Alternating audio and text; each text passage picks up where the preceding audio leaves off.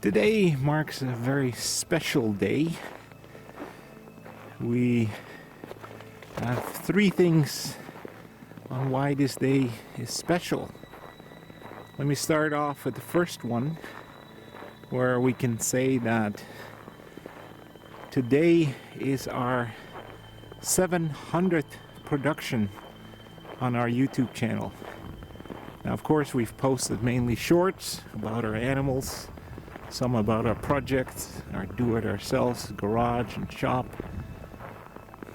But 700 items have been posted on our YouTube channel. Then, January 15th also marks the day that we started our YouTube channel, which is exactly 1 year ago. So this is our first anniversary of our YouTube channel, St. Isidore Farms. And in that year, like I just told you, we have 700 shorts and videos. So that's quite remarkable. And this is what we've been working on for 1 year, one whole year. Now, last but not least, 15 years ago on this day, I started to experience some odd symptoms, and these symptoms were the first indication that I wasn't healthy. There was something wrong with me. And so the symptoms started like a numbing feeling in my lips and a little bit in my cheek, and didn't really think anything of it. It's a sensation similar to what you would experience when you get numbing in a dentist office when they freeze your teeth and freeze around in your cheek. So that's the sensation I felt, and I thought maybe we ate something wrong and maybe it was some sort of food poisoning. But the following morning I woke up and I was all dizzy. I really had uncomfortable stomach feelings, and so I thought, something more serious. So I went up and tried to walk around, and really was not comfortable doing that whatsoever.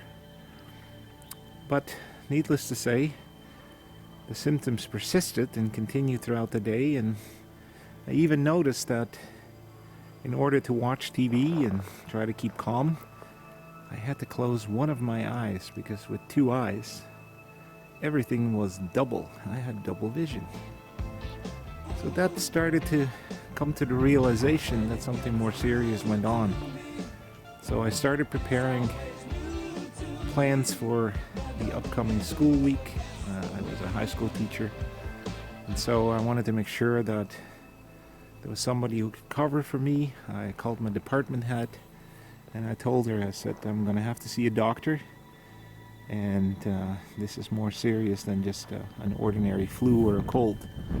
So I'm going to be away probably for the week, maybe longer. So I gave her the heads up, and that Monday I decided to go into the hospital, to the ER, and they basically indicated in quiet terms that I should go to a neighboring hospital to get a CT, a CAT scan done to see what was going on. They had their suspicions, but they didn't really want to indicate what was wrong. And so I had to live with that notion that there was somewhat of a diagnosis in their mind, but they weren't going to tell me. So the CT scan was performed, and I went back to the hospital in the afternoon. I picked up some clothes and I stayed there. In the evening, still they didn't tell me what was going on. In the evening they told me they would send me to the Hamilton Hospital, where they have an MRI machine. So I was going to Hamilton for an MRI, and they would tell me more there. So in the meantime, I stayed overnight in the hospital, and with the ambulance, they drove me the next day to the hospital in Hamilton.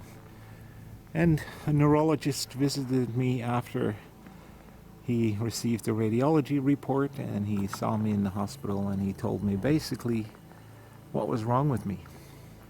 So they discovered on my MRI that something that was seen already on the CT scan is that I had 3 brain bleeds. So 3 areas in my brain decided to bleed, and of course the previous hospital, the first indication when they see bleeding in the brain, and especially in more areas, then they think tumors and cancer, and so that was basically in their mind, and that's why they really didn't want to tell me anything and just left it to the Hamilton Hospital to do the MRI and then find out what was wrong. So the neurologist told me that it definitely was not cancer, and that what I have is a very rare condition. And so what they saw was multiple cavernous angioma, or cavernous malformations, right? And some people just call them cavernomas. And so this is what they discovered, and 3 of them had bled, and the one most serious one was in the pons region of my brainstem. And it's that lesion, because of its bleeding, that caused the dizzy problems and the double vision. And so I basically was given the option to go back home and take it easy and see where we go from there. So that's the anniversary 15 years ago today, and it has since then not overly much improved. They know it's a genetic condition and that I have a particular mutation in the CRIT1 gene that causes these malformations, and this mutation is known for getting more lesions over time. So as I get older, more and more lesions will form, and some of them may bleed, and they have over the years, not significantly, not as severe as the one in the brainstem that caused the issues, but enough to cause me, hardship. I've had basically since the fall of that year, 2010, late summer I would say, I've had daily headaches and fatigue, and I really have to adjust my living to living with a chronic condition. And so that's what I've been doing. I've been trying to live with this condition for all these years, and it still bothers me from time to time. I can't really do exactly what I like. I have to pace myself. But I haven't had any severe bleeds that cause more problematic issues. Some people that have this condition end up with more serious bleeds, and they require surgery, and so their brain has to be cut open to have these lesions removed and the bleeding stopped. And so lucky for me, I haven't had that issue. So headache every day, some days a little bit more severe than others, is something that I've learned to live with, and it's okay with me. If I don't need surgery, I'm happy with that. Besides having so many lesions everywhere, and which ones are bleeding and which ones are causing problems, which you then remove. And by the time you've removed 1 or 2 of them, others could form, and they could cause similar or more severe problems. So no, I think I'll leave my brain closed for the time being and be very thankful that I'm blessed with the life that I have and the condition that I have to live with. So since 15 years ago, I had to unfortunately retire. The stress of teaching high school kids would be too much, and of course with these headaches would be impossible to do. So we moved to Saskatchewan. I've noticed the headaches are a little bit less intense here than they were in the Niagara region. Maybe due to the fact that it is a little bit quieter here. I have to relax a little bit more in the winter time, that I have to sit around and let winter take its course, as you can see in this video. So yeah, that's what we have in 2025.